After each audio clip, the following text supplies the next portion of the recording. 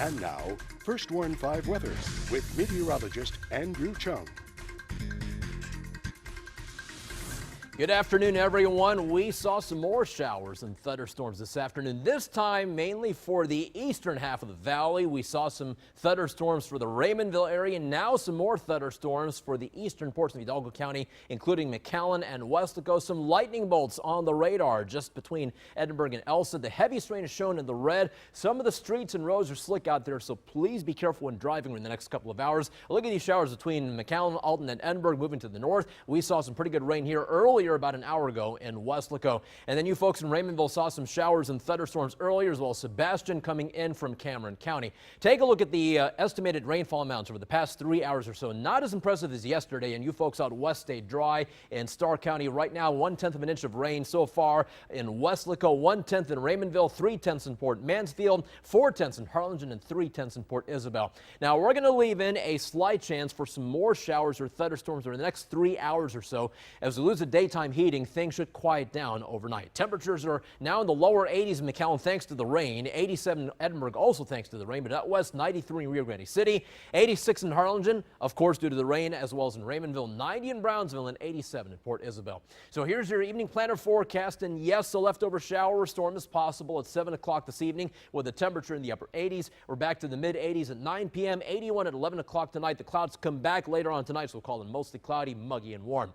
Here is Beryl. It is a tropical storm with maximum winds of 45 miles per hour. Actually, the Hurricane Center is calling the remnants of Beryl. Just a very weak storm now, moving to the west-northwest at 26 miles an hour. That's it right now. That is the forecast track. Beryl is expected to dissipate. However, there is a possibility that in a couple of days the remnants might regenerate over the Bahamas.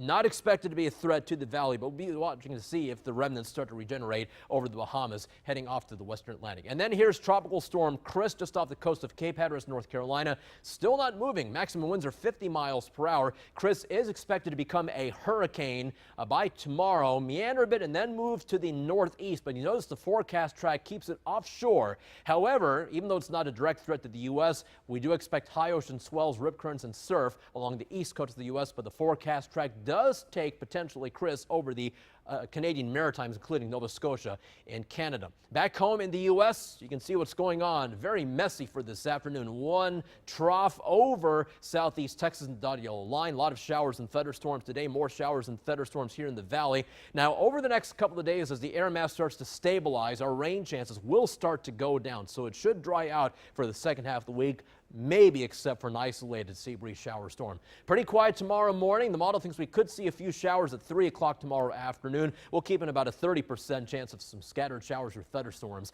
for tomorrow afternoon. This model thinks we could still see a shower or storm at 5 p.m. on Tuesday. That is still 2 days out. On the water, we'll have winds out of the south to southeast at 5 to 15 knots, and the seas are 2 to 4 feet. Your forecast for tonight, mostly cloudy, a few spotty showers or storms early with lows in the upper 70s. Then for tomorrow, partly cloudy skies by the afternoon with a 30% chance of spotty showers or thunderstorms from late morning through the afternoon. We'll have high temperatures in the mid-90s. And here is that 7-day forecast. The high temperatures remain in the mid-90s Tuesday and Wednesday. Then it's just mainly dry on Wednesday, and mostly sunny skies return for Thursday, Friday, and upcoming weekend. Highs are back in the upper 90s Friday, Saturday, and Sunday with morning lows in the mid to upper 70s. That's your First Warn 5 forecast. Now here's